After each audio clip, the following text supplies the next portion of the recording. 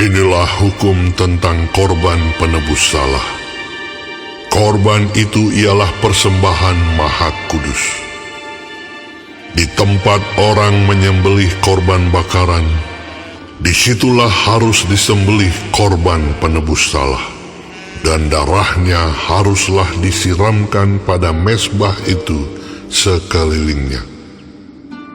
Segala lemak dari korban itu haruslah dipersembahkan, yakni ekornya yang berlemak dan lemak yang menutupi isi perut, dan lagi kedua buah pinggang, dan lemak yang melekat padanya, yang ada pada pinggang, dan umbai hati yang harus dipisahkan beserta buah pinggang itu. Haruslah imam membakar semuanya itu di atas mezbah sebagai korban api-apian bagi Tuhan. Itulah korban penebus salah.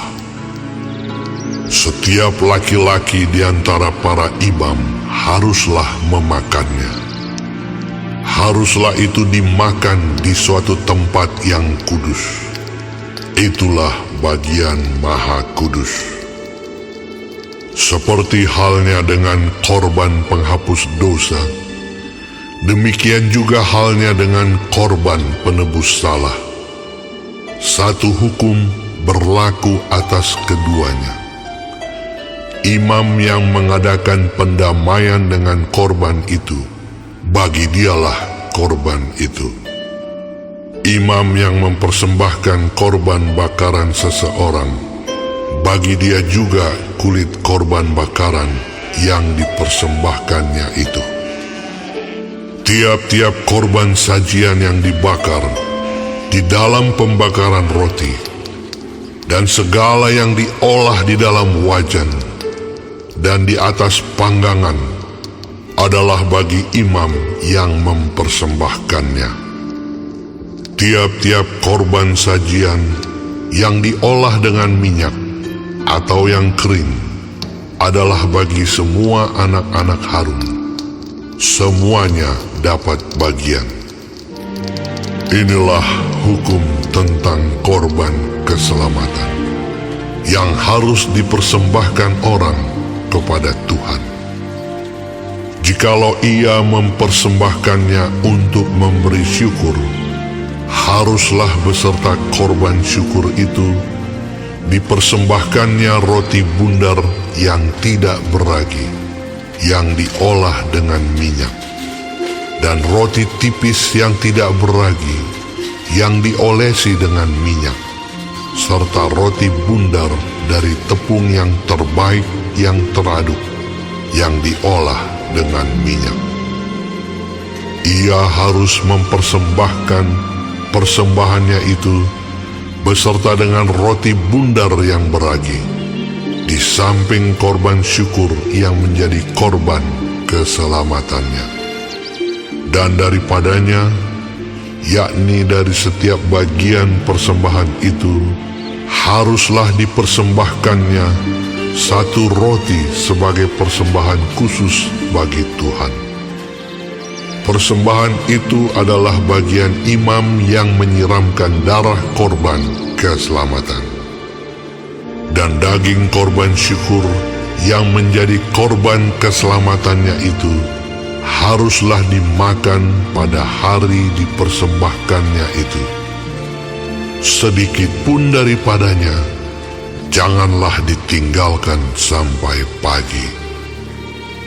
Jikalau korban sembelihan yang dipersembahkan itu merupakan korban nazar atau korban sukarela, haruslah itu dimakan pada hari mempersembahkannya, dan yang selebihnya boleh juga dimakan pada keesokan harinya. Tetapi apa yang masih tinggal dari daging korban sembelihan itu sampai hari yang ketiga, haruslah dibakar habis dengan api. Karena jikalau pada hari yang ketiga masih dimakan dari daging korban keselamatan itu, maka Tuhan tidak berkenan akan orang yang mempersembahkannya, dan korban itu dianggap batal baginya, bahkan menjadi sesuatu yang jijik, dan orang yang memakannya harus menanggung kesalahannya sendiri. Bila daging itu kena kepada sesuatu yang najis, janganlah dimakan, tetapi haruslah dibakar habis dengan api. Tiap-tiap orang yang tahir boleh memakan dari daging korban itu. Tetapi seseorang yang memakan daging dari korban keselamatan yang untuk Tuhan, sedang ia dalam keadaan najis, haruslah nyawa orang itu dilenyapkan dari antara bangsanya. Dan apabila seseorang kena kepada sesuatu yang najis, yakni kepada kenajisan berasal dari manusia, atau kepada hewan yang najis, atau kepada setiap binatang yang merayap yang najis, lalu memakan daripada daging korban keselamatan yang untuk Tuhan, maka haruslah nyawa orang itu dilenyapkan dari antara bangsanya. Tuhan berfirman kepada Musa, "Katakanlah kepada orang Israel, segala lemak dari lembu, domba, ataupun kambing janganlah kamu makan. Lemak bangkai atau lemak binatang yang mati diterkam boleh dipergunakan untuk segala keperluan, tetapi jangan sekali-kali kamu memakannya. Karena setiap orang yang memakan lemak dari hewan yang dipergunakan untuk mempersembahkan korban api-apian bagi Tuhan, nyawa orang yang memakan itu haruslah dilenyapkan dari antara bangsanya. Demikian juga janganlah kamu memakan darah apapun di segala tempat kediamanmu, baik darah burung-burung ataupun darah hewan. Setiap orang yang memakan darah apapun, nyawa orang itu haruslah dilenyapkan dari antara bangsanya." Tuhan berfirman kepada Musa demikian, "Katakanlah kepada orang Israel, orang yang mempersembahkan korban keselamatannya kepada Tuhan, haruslah membawa kepada Tuhan sebagian dari korban keselamatannya itu sebagai persembahannya. Dengan tangannya sendirilah harus ia membawa segala korban api-apian Tuhan. Adapun lemaknya haruslah dibawanya beserta dadanya, supaya dadanya itu diunjukkan sebagai persembahan unjukan di hadapan Tuhan. Lalu haruslah imam membakar lemaknya di atas mezbah, tetapi dadanya itu adalah bagian Harun dan anak-anaknya. Paha kanannya harus kamu serahkan kepada imam sebagai persembahan khusus dari segala korban keselamatanmu.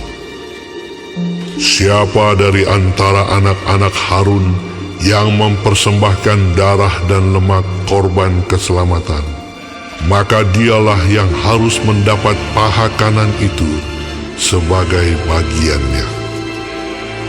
Karena dada persembahan unjukan dan paha persembahan khusus telah kuambil dari orang Israel, dari segala korban keselamatan mereka, dan telah kuberikan kepada imam Harun dan kepada anak-anaknya. Itulah suatu ketetapan yang berlaku bagi orang Israel untuk selamanya. Itulah bagian Harun dan bagian anak-anaknya dari segala korban api-apian Tuhan pada hari mereka itu disuruh datang untuk memegang jabatan imam bagi Tuhan. Itulah yang harus diserahkan menurut perintah Tuhan dari pihak Israel kepada mereka pada hari mereka itu diurapinya. Itulah suatu ketetapan untuk selamanya bagi mereka turun-temurun. Itulah hukum tentang korban bakaran, korban sajian, korban penghapus dosa, korban penebus salah, persembahan pentahbisan, dan korban keselamatan, yang diperintahkan Tuhan kepada Musa di atas Gunung Sinai pada hari Tuhan memerintahkan kepada orang Israel mempersembahkan persembahan mereka kepada Tuhan di padang gurun Sinai.